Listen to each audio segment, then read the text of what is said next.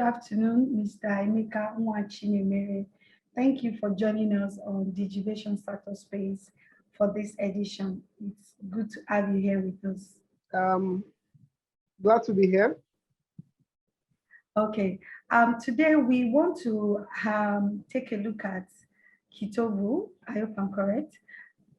Yeah. What is it all about? What prompted the company to be in the first place? And what gap is it trying to fill in the market? First, it was personal, and then it became much more than a personal problem. In 2014, I was posted to Oyo State to serve in the NYS. So when I got there, they were running this agro-allied scheme. Essentially, they said any core member who wanted to farm, the Oyo State government would show them a piece of land somewhere where they would farm, at least for a year, for free. And then I decided, oh, why not? It will be a new experience for me because my background is mechanical engineering. So I went to farm. Because I didn't have lots of resources, lots of knowledge around the space, I did a lot of the tasks myself, and it was really backbreaking. Yeah. Then came the time of harvest, the time that I'm supposed to see smiles, on my face for all my hard work. And then the kind of result I got wasn't what I was expecting. It wasn't anywhere near commensurate to the amount of hard work I felt I had put in. And especially because I had looked into journals, looked at what yield averages were obtainable elsewhere, and it wasn't acceptable to me. I said, okay, let me sell off what I had. Apparently, I had chosen the worst time to plant because there was a glut of maize in the market, and middlemen were offering next to nothing for my sweat. I wouldn't even be able to break through if I sold at the prices they were asking. Okay. So what I did, I put together a locally fabricated dryer, dried the maize, and then I was able to sell much later down the line. But that experience made me start questions. I started asking questions around what was happening in the agri sector. I got in touch with farmers. I realized that year in, year out, scores of farmers face exactly the same problem. Problems of very, very low yields, problem of not knowing who they are producing for and what kind of variety and timing they should produce. And all these things ultimately add up to a situation that we see that keeps repeating itself year in, year out. Farmers remain the bracket, the demography that is at the bottom of the pyramid, the poorest in the country. So in trying to find answers to this question, kitovu was sort of the outcome. It was like an answer to the questions that have been nagging my mind. The technology we have built allows us essentially to get insights on what crops and the soil is saying to the farmer and present it in languages the farmer can understand in terms of, okay, due to the deficiency in the soil, this is the kind of fertilizer you should use at this quantity and in these locations. Or over time, this is the crop health conditions of your farm. This is what you need to do. Providing actionable crop and soil health insights. And then from the market end of things, don't just grow cassava. Maybe grow a cassava that has very, very high starch content so that there is a match between what you are producing as a farmer and what the industry has in the market. So in a nutshell, that's what kitovu does. Since the inception of kitovu, has it met the market demand of the market space which you created the solution for in the first place? When we set out to start kitovu, we had smallholder farmers in mind. I mean, we started off creating a hardware. You could just plug it in the soil and you get your readings and all that.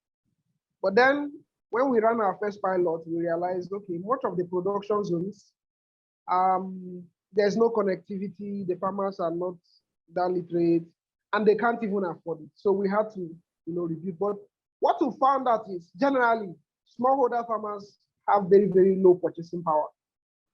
So we've had to restructure our business model a bit. So what we do instead is that, one, we identify farmer-based organizations, that is companies who work with farmers, who can sort of take up that responsibility of paying for the farmers. And then at harvest, farmers can pay them back. That's one. Two, we also recently started something. It's what we call farm swap. It's a kind of input financing mechanism where we offer farmers the inputs they need, our bundled services on credit, and then at harvest, they can then pay us with their produce. Yeah.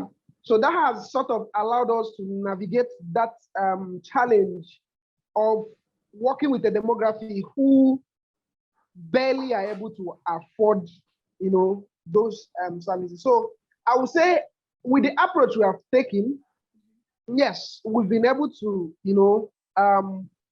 work with that demography that we set to serve.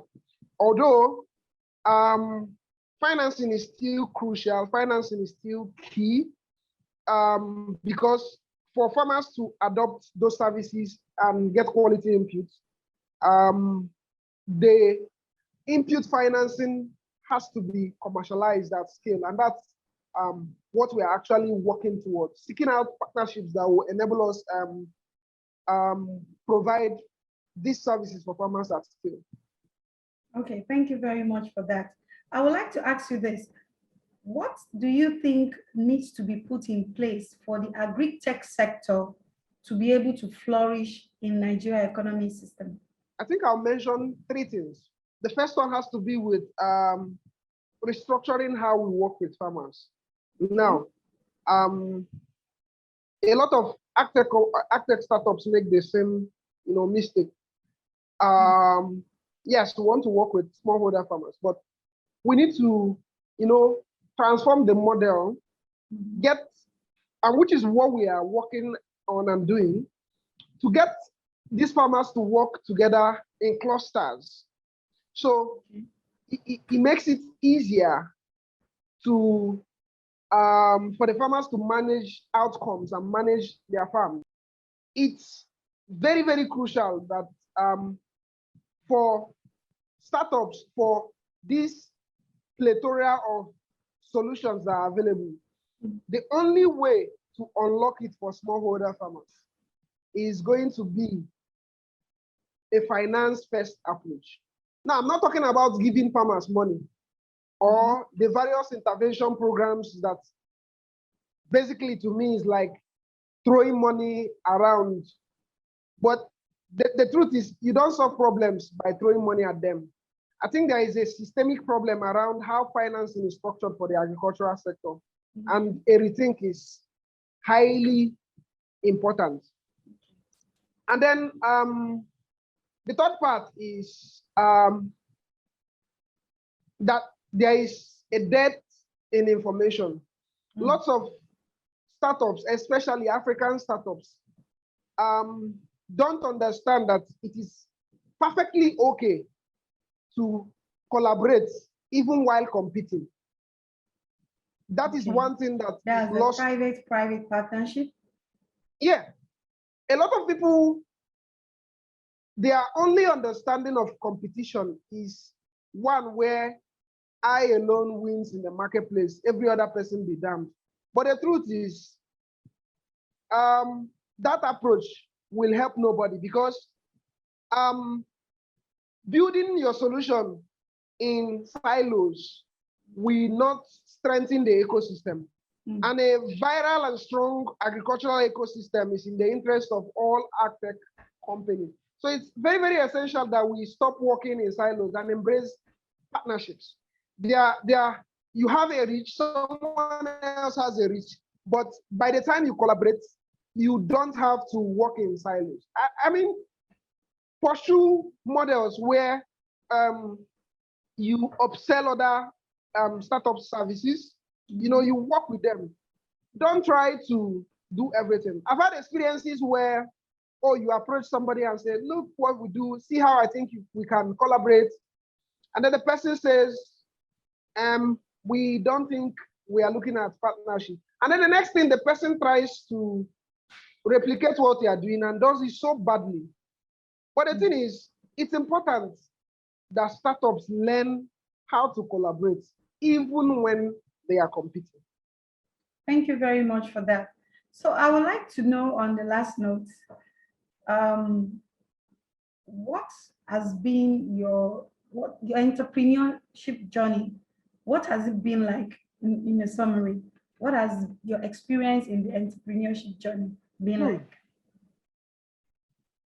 That's a deep question and very interesting.